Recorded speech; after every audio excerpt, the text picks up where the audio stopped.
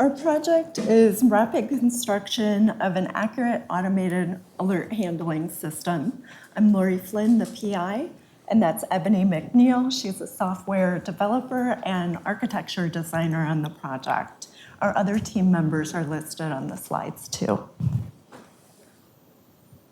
We'll start with an overview and then talk about the FY18 to 19 artifacts. Next, we'll talk about the status of SCAFE, which is a set of artifacts. And then we'll talk about the timeframe of expected project impacts. So static analysis is analysis of code without executing it, as opposed to dynamic analysis. The problem that our project addresses is that there are too many static analysis alerts, and our solution involves the automation of handling them. So today, it's a common testing practice at the DoD and at commercial orgs to run code bases through one or more static analysis tools, each of which outputs a set of alerts. So following the arrows at the top, today those must be manually adjudicated, leading to the scenario depicted at the top right, where the yellow bars, the small yellow bars, represent the adjudicated true and false positives, but the very large red bar represents the vast majority of alerts that don't get examined. So often there are many true code flaws in that set of unexamined warnings, some of which may result in severe security vulnerabilities. So our project goal is development of an architecture, SCAFE, that classifies alerts using automatically labeled and manually adjudicated alerts, that accurately classifies most of the alerts as expected true and false positive, and the rest as indeterminate. So the bottom diagram depicts the goal scenario where the green bars are the automatically adjudicated alerts, and the small red bar indicates our goal scenario where there's a small number of indeterminate alerts and an organization has enough manual effort to address those, resulting in all of the alerts being addressed. So from FY16 to 19, we've been doing static analysis alert classification research. Our goal for all these projects is to enable practical automated alert classifier use so that all alerts can be addressed. In FY16, the issue we addressed was classifier accuracy.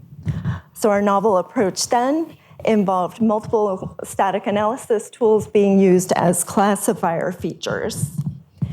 This resulted in increased accuracy. In FY17, the issue we addressed was that there's too little labeled data for development of accurate classifiers for some conditions, where a condition is a type of a code flaw described by taxonomies like CWEs and coding rules.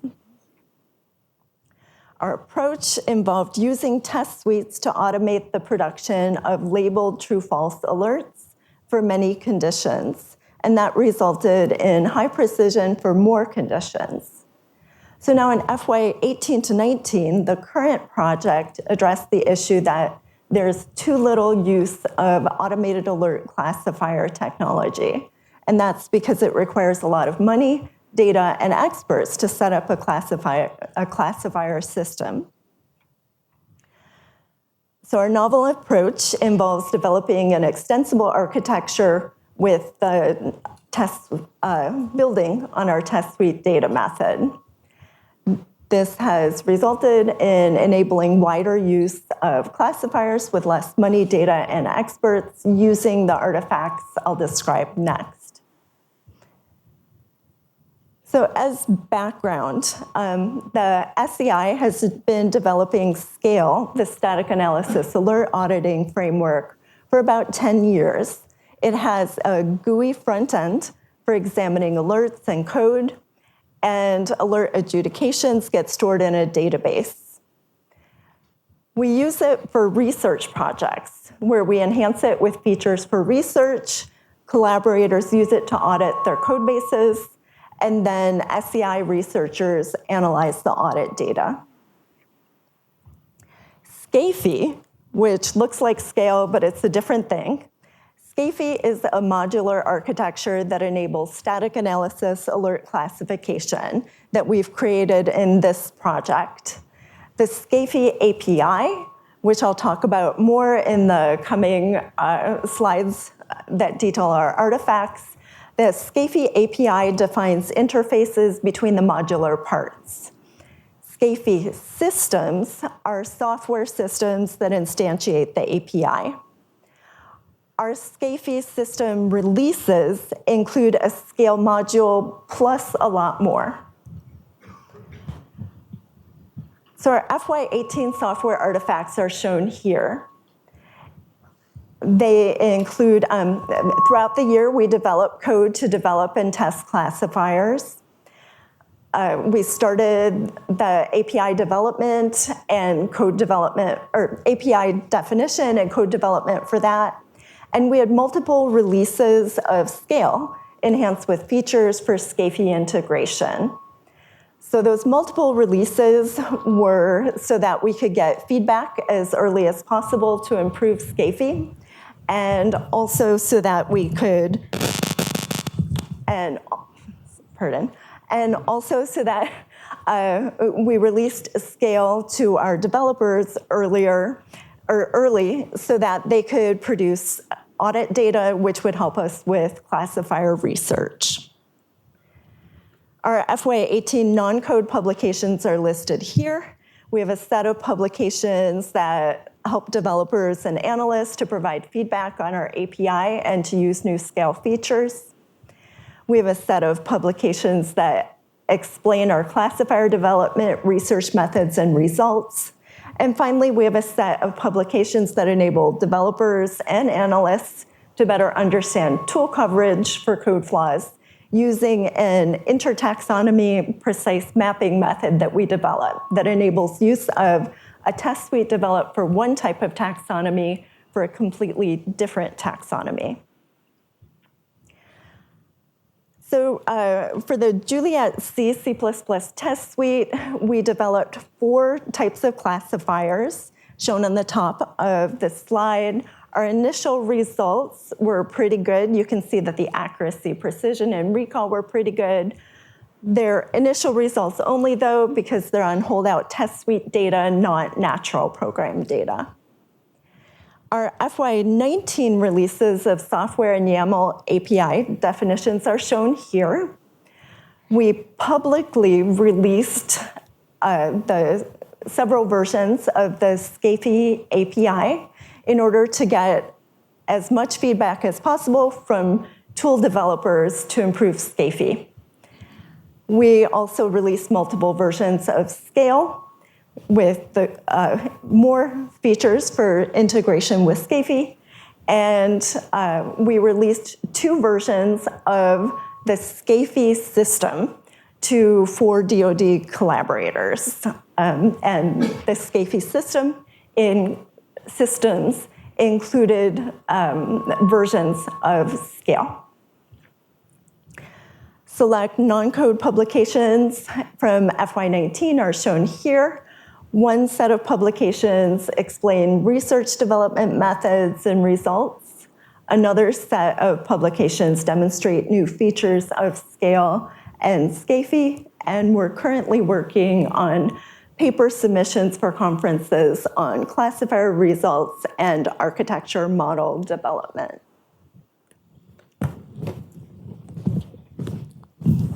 So now we'll talk about the status of SCAFE. To enable widespread classifier use, we need a system architecture that integrates with existing static analysis tools, supports classification and adaptive heuristics, and provides extensibility for our future research. We chose the Swagger Open API development toolset because it helped us to quickly develop APIs following an open source standard, a widely used standard at that. It also auto-generates code for servers and clients in many different languages, which helped us to quickly develop the API functionality and will help your development teams to quickly instantiate the APIs in any major language. It also provides a user-friendly testing interface called Swagger UI.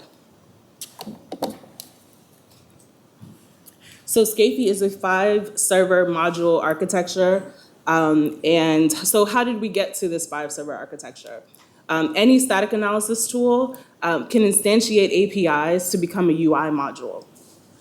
We wanted to separate the classification and the advanced prioritization from static analysis tools so that existing static analysis tools can easily instantiate the APIs in order to quickly and easily use the prioritization and advanced classification. The prioritization and the statistics module provide that functionality. The Data Hub module will enable data aggregation across multiple organizations to improve classifier accuracy. Additionally, the registration module provides security in the form of authentication and authorization for the entire system. So this Scafey diagram, So this Scafey diagram is very similar to the last, though it only shows the Scafey alert data flow with scale as a UI module. We've developed a lot of functionality towards the overall Scafey system, but as a cutoff, we defined Scafey version 1 to include that from scale, Scafey must create a classifier, run a classifier on a project, and return classifier results. Those classifier results can then be categorized, and it will allow the scale auditor to only focus on the indeterminates if they would like, and prioritize those alerts based on factors that they care about. So 87% of the statistics module functionality to implement Scafey version 1 has been completed, and 91% of the Data Hub registration and prioritization modules have also been completed. Scafey passed the automated integration test showing correct multi-server functionality, and also in reviewing a lot of the static analysis APIs, we modified a few fields so that we can improve future integration. Adaptive heuristics also require additional updates, and we're considering multiple various different system data flows. So our project impacts. Currently, the public can view the APIs via our SEI GitHub. Our DoD collaborators can also test Scafey to provide feedback and integrate their existing tools. Our FY 2021 research project builds on our existing research and incorporates continuous integration into the architecture design. We're definitely looking for more collaborators, both DoD and non-DoD, and we want to make design improvements for transition. Our long-term projection includes a wide variety of systems that will do the automated alert classification to provide better software security or reduce time and cost for existing security.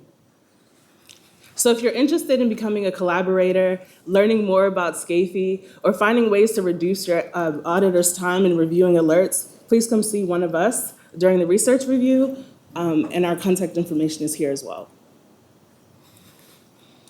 Questions?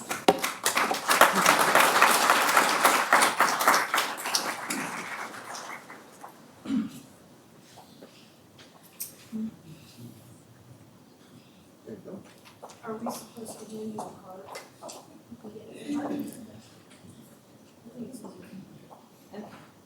Do you mind reading the questions so everyone can hear? Okay. Can you describe one adaptive heuristic algorithm for your statistics module? So yes, we're actually implementing the Bayesian optimization algorithm. So do you want to explain that? So in general, we're we are measuring similarity of the labeled alerts in our collection and adapting the weight of any new unlabeled alerts based on, or not just new, of the remaining unlabeled alerts based on the labeled alerts that we have and their similarity to them.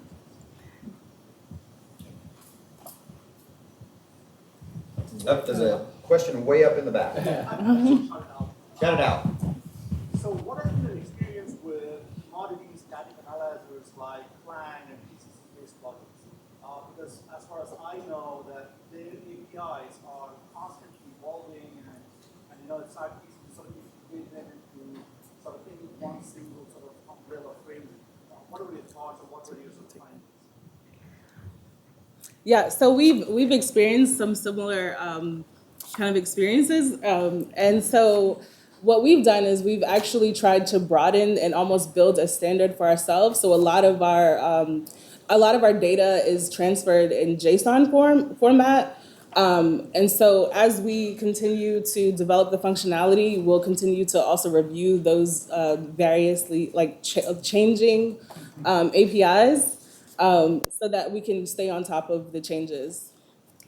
And there are some efforts by the software engineering community, for instance, one DoD-funded effort being led by Grammatech right now to standardize the output of static analysis tools, which will make it much easier for us to be able to parse them in a standard way and quickly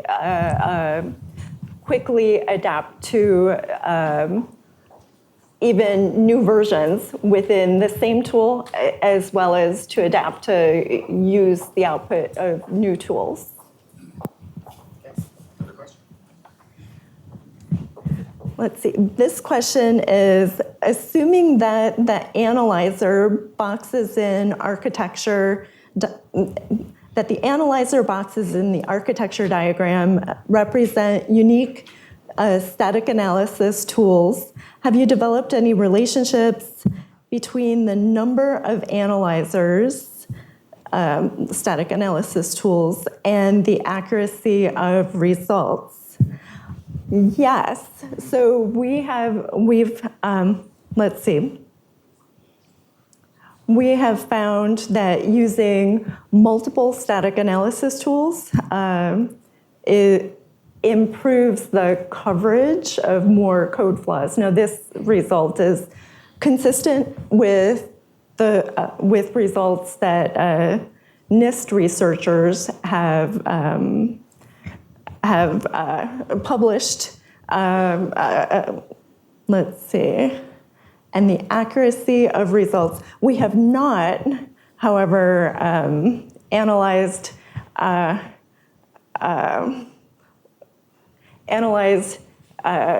number of tools used versus accuracy, and I think that would be interesting because there's a trade-off between between coverage of types of code flaws and cost. And so that the accuracy for impact on classifiers related to that would be interesting to examine. There's another question. One more question. Okay. Do you want to read this one? How did the team decide to reduce adjudication by 60%, focusing manual validation on 40% of alerts? Okay, so.